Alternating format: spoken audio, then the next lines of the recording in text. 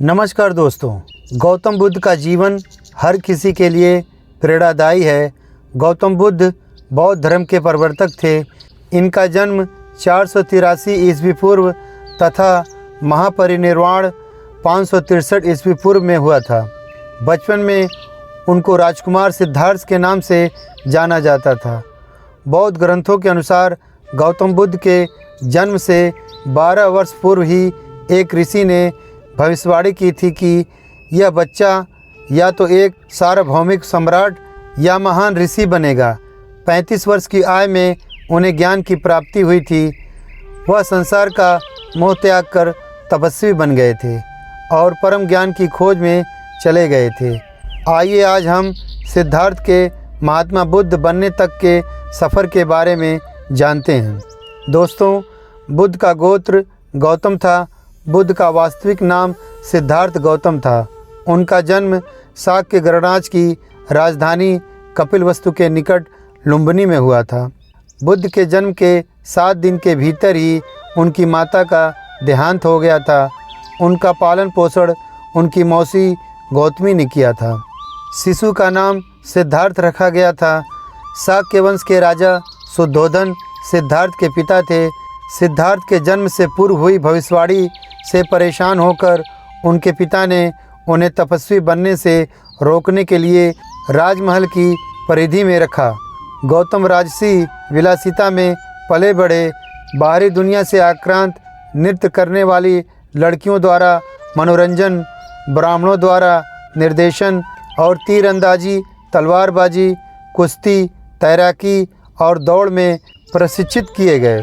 कम उम्र में ही उनका विवाह राजकुमारी यशोधरा से करा दिया गया।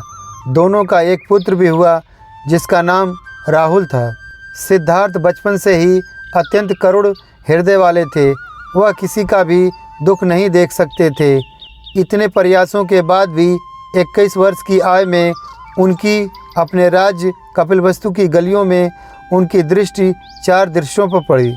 ये दृश्य थे एक वृद्ध विकलांग व्यक्ति, एक रोगी, एक पार्थिव शरीर और एक साधु। इन 4 दृश्यों को देखकर सिद्धार्थ समझ गए थे कि सबका जन्म होता है, सबको बुढ़ापा आता है, सबको बीमारी होती है और एक दिन सब मृत्यु को प्राप्त हो जाते हैं। इससे व्यथित होकर उन्होंने अपना धनवान जीवन, अपनी पत्नी, पुत्र एवं राजपाट का त्याग करते हुए साधु का जीवन अपना लिया और जन्म, बुढ़ापा, दर्द, बीमारी और मृत्यु से जुड़े सवालों की खोज में निकल गए। सिद्धार्थ ने अपने प्रश्नों के उत्तर ढूंढने शुरू किए। समुचित ध्यान लगा पाने के बाद भी उन्हें इन प्रश्नों के उत्तर नहीं मिले। फिर उन्होंने तपस्या भी की, लेकिन उन्हें अपने प्रश्नों के उत्तर नहीं मिले।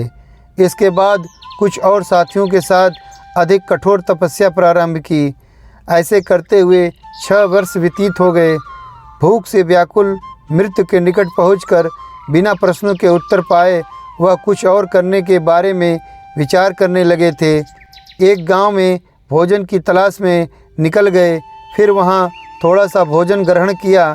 उसके बाद वह कठोर तपस्या छोड़कर एक पीपल के पेड़, जो अब बोधि वृक्ष के नाम से जाना जाता है, के नीचे प्रतिज्ञा करके बैठ गए कि वह सत्य जाने बिना उठेंगे नहीं।